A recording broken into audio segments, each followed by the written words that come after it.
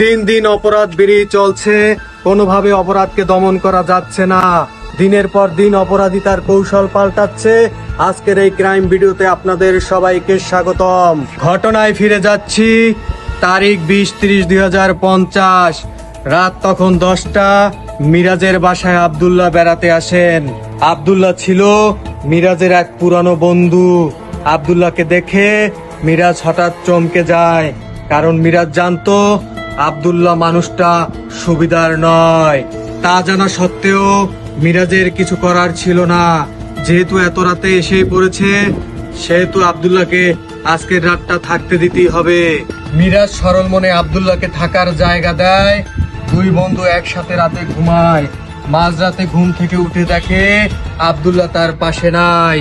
ঘুমের এই ফাঁকে আব্দুল্লাহ রান্নাঘরে গিয়ে হলুদের বাটা চুরি করে নেয়। মিরাজ ঘুম থেকে উঠে আব্দুল্লাহকে না দেখতে পেয়ে অনেক খোঁজাখুঁজি করে।